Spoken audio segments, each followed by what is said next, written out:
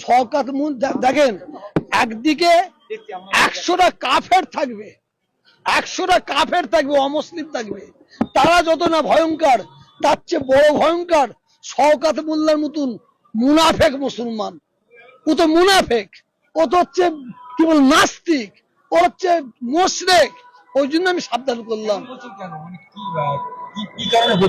কারণ বলো, ওই ধরনের মুনাফেক থেকে সাবধান থাকার জন্য বলছি।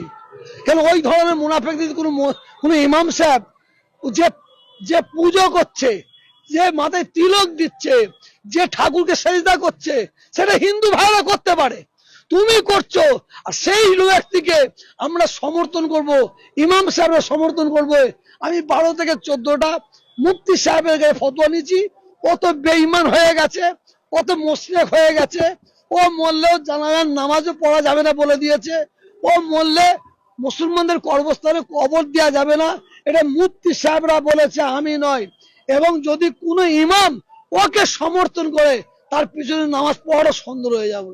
পূর্বের বিধায়ক শওকত মোল্লাকে মুনাফিক বলে তোপ দাগালেন ফুরফুরা শরীফের পীরজাদা তোহা সিদ্দিকী, কি বলবেন? তোহা সিদ্দিকী সাহেব এটা একদম ঠিক কথা বলেননি। ওনার টাকা দিলে সব ঠিক আছে, টাকা না দিলে কোনো কথা ওনার চলবে না। এর আগে শওকত মোল্লা অনেক ভালো ছিল ওনার কাছে। ওনার কি বলবো, উনি হচ্ছে কি মানে ভালো হাদিস কোরআনের সম্বন্ধে জ্ঞান নেই ওনার। উনি মূর্খ মানুষ, তো হাদিস কোরআনের সম্বন্ধে ওনার কোনো জ্ঞান নেই।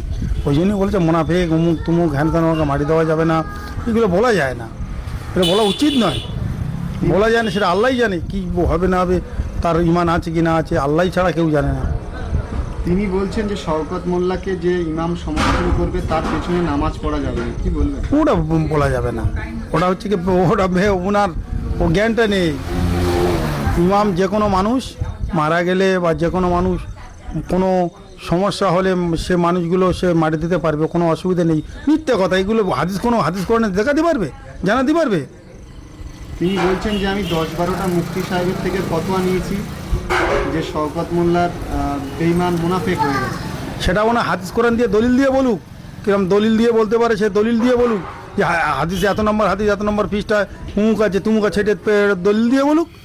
সে ক্ষমতা নেই, সেটা কিচ্ছু নেই, ওনার এতে কিছু নেই। তিনি বলছেন যে ক্যানিং পূর্বে মমতা বিরোধী নয় বা তৃণমূল বিরোধী নয়, শওকত মোল্লা বিরোধী ভোট হবে, কি বলবেন? সেটা দেখা যাবে, ময়দানে দেখা যাবে। ওই বাড়ি বসে বসে খালি হকর করলে হবে না, সেটাই দেখা যাবে। ময়দানে আসুন, ময়দানে আসলে দেখা যাবে।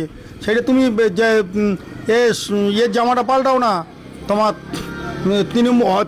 হয় তুমি হচ্ছে কি তোমার আইএসএফে যাও, না যে কোনো দলের সাপোর্ট করো, তুমি দলের হয়ে নামো, তারপর দেখা যাবে। তুমি ধর্মগুরু, তোমাকে ধর্মগুরু বলে মানি, কিন্তু তোমাকে এভাবে তো মানবো না যে তুমি একটা দলের হয়ে সাপোর্ট করে কথা বলবে, এগুলো মেনে নেবো না।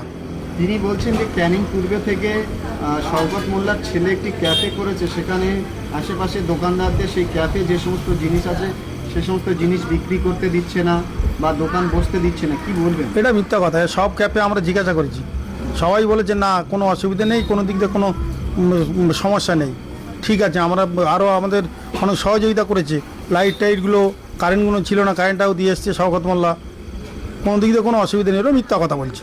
তিনি বলছেন যে জমি জবরদখল করে গরিব মানুষের জমি নিয়ে ওই ক্যাফে তৈরি করেছে জবরদখল করে, কি বলবেন? আর সেই জমিটা কই, কার জমি, সে বলুক, সে বলুক, প্রমাণ দিয়ে বলুক, মিশে বললে হবে, শুধু মিথ্যা কথা বলছে।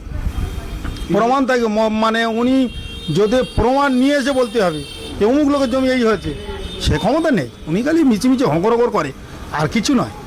তিনি বলছেন যে মানুষকে ভয় দেখিয়ে মেরে ধরে দমিয়ে রেখেছে, মানুষকে বলতে দিচ্ছে না। ওটা মিথ্যা কথা।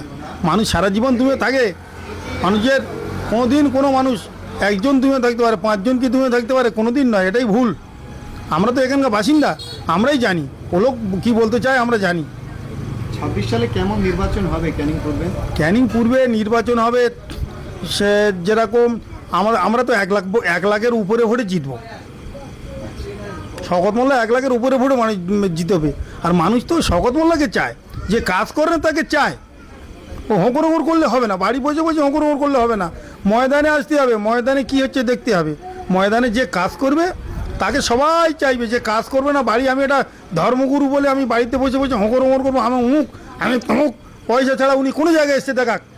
আর দাদা হুজুর রসিয়াত নামাজ 16 নম্বর পৃষ্ঠাতে আছে যে পয়সা ইশারা করে চেয়ে নেওয়া যেমন হারাম, আর ওরা পয়সা ছাড়া কোনো কথা হবে না। পয়সা আগে চুক্তিপত্র করে তারা আসে, এত দিতে হবে তা দিতে হবে, পয়সা দিলে ঠিক আছে, পয়সা না দিলে কোনো ঠিক নেই। এই ধর্মগুরু। ধন্যবাদ।